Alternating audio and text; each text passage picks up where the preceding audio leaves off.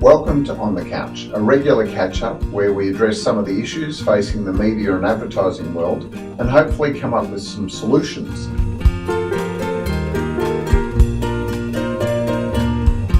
Today I'm joined by the founder of Mediascope, Denise Shrevell. Welcome to the couch, Denise. Thank you very much. Pleasure to be here. Well, look, it's actually the pleasure's all mine. Because of you, I got to present with you to the Senate inquiry into the future of public interest journalism a couple of weeks back.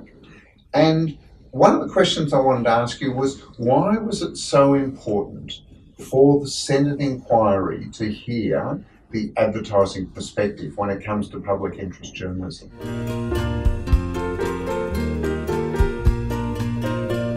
I thought it was really important for them to hear from our sector of the industry.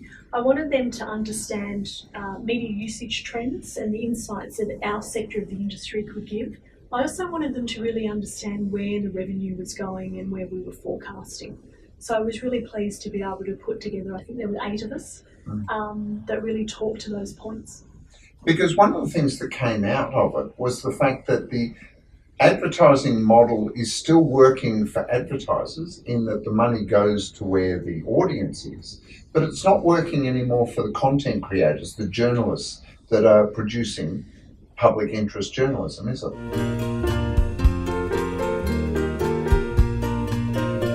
That's exactly right, and it's certainly getting to that that perfect storm time where that issue needs to be addressed. It's not going to where public interest journalism lives. Media owners are now approaching government because they need some level of support, and of course, democracy runs on democracy. A pillar of democracy is journalism. Yeah, the fourth estate is one of the pillars that is to hold people accountable. And whereas before, of course, advertising used to support that, that's not happening anymore. Well, and it's not happening, and it came out of the inquiry. People kept talking about the digital duopoly, being Google and Facebook, but as you pointed out quite rightly, there's also the Apples and Amazon. There's lots of other people that are aggregating content and commercialising it, isn't there?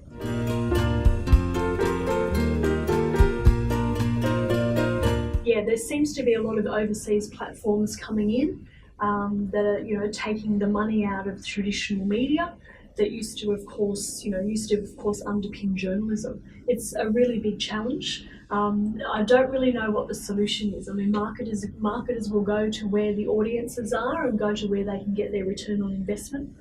Google, Facebook, Amazon, Netflix would be another one. It wouldn't take too much for them to really, flick a switch and build another revenue stream which somewhat undermines the advertising revenue stream. It's a big issue. But and one of the examples I used at the inquiry was, the national broadcaster does a terrific piece of public interest journalism called Four Corners each week. Yes. If a commercial station took that program, took that content, put it to air with advertising, you would absolutely have a demand for them to share the revenue back to the content creator.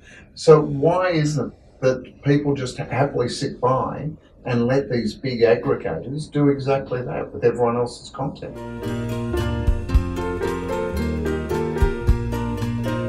And that is absolutely the question that I think not just our market, but markets overseas are really, trying to find a solution for. So we're not unique in these challenges by any means. No, we're not unique, but it has a big impact here because of the relatively small size of the market and also because of the concentration of media ownership. That's exactly right. So a range of different sort of options have been floated, from taxing Facebook and Google and getting them to pay their fair share of tax.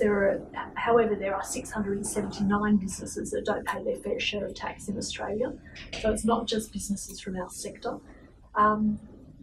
Taxing them or giving some kind of rev share for the content that they're using seems to be something that's being floated now. How that's managed effectively is sort of another big question. Hopefully for this Senate inquiry and our industry to really sort of come to terms with. Well, there were a lot of ideas floated at the inquiry, from tax to, some sort of revenue sharing system and things like that. Did you feel that there was a real impetus to actually solve this, though? I think there's a couple of points that will get put up within the media ownership package. We have such an interesting crossbench of senators at the moment that seem to be influencing these. And that was something that really came across to me. Xenophon is very, asking lots of questions about Google, Facebook and so on. It will be interesting to see the final package that they end up with. I think that they'll also be very much concentrating on a user pay type system, where there's some kind of tax deductibility for people who want to subscribe to good journalism. But, there'll be advertisers out there going, well, what do they expect us to do? Because, we're just advertising to an audience. But in actual fact, you've got some great examples where advertisers can actually make a huge impact on, things like public interest journalism. Do you want to share some of those?